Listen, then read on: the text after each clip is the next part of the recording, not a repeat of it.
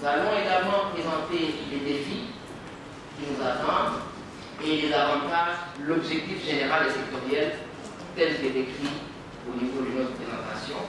Et comme objectif sectoriel, c'est accroître la couverture et l'utilisation des soins de santé de qualité par la population avec équité et protection financière.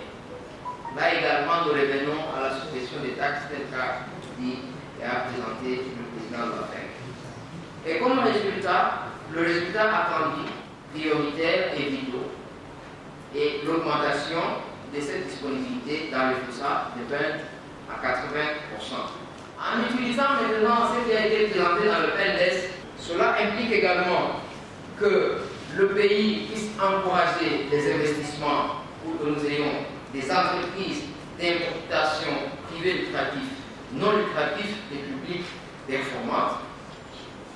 Et également cela implique que le pays puisse favoriser l'implantation des unités de dispensation, ça signifie des officines performantes.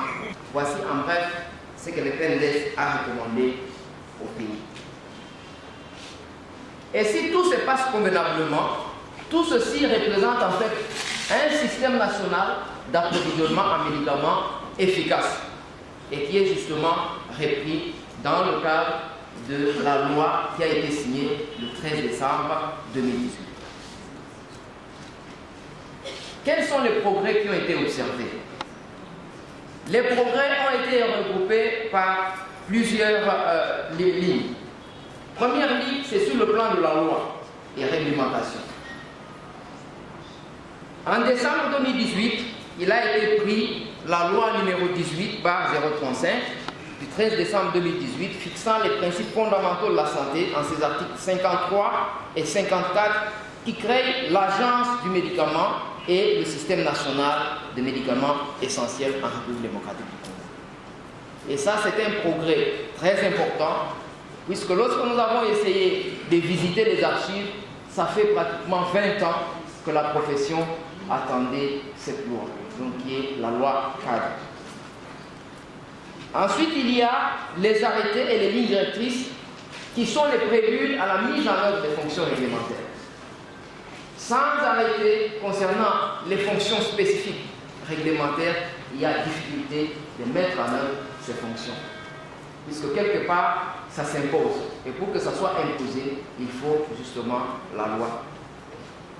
Il y a également la mise en place de procédures standards visant à l'amélioration de la mise en œuvre de fonctions réglementaires. La grande question c'était, si vous voulez avoir une couverture d'un établissement pharmaceutique, quelle est la procédure? Si vous voulez arrêter quelqu'un qui a fait une importation frauduleuse, quelle est la procédure? Si vous voulez importer des médicaments, quelle est la procédure? Et l'OMS dit, lorsque une autorité est mature, il doit avoir une procédure standard. Elle s'applique à tout le monde et tout le monde sait que quand il a commencé au point A, il doit aboutir au point B. Ce n'est pas puisque celui-ci s'appelle tel, il a commencé au point A, il ira terminer au point Z, et l'autre qui s'appelle X va commencer au point Y pour terminer au point A.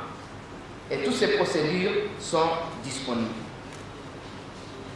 Deuxième progrès, c'est la création de certaines institutions. Nous avons la création des commissions de bonne gouvernance pour la mise en œuvre des fonctions réglementaires.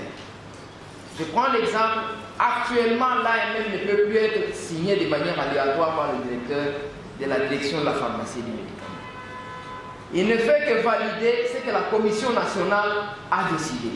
Et quand la commission décide, après étude scientifique, que ce produit peut être enregistré, c'est à ce moment-là que le directeur peut poser la signature.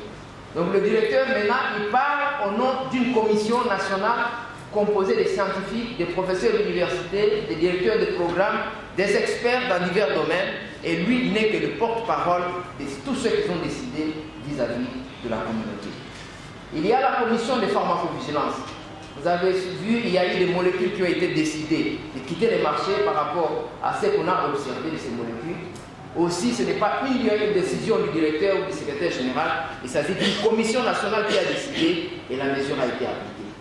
Il y a la commission de publicité, il y a diverses commissions actuellement, donc chaque fonction réglementaire est maintenant menée sous appui d'une commission de bonne gouvernance.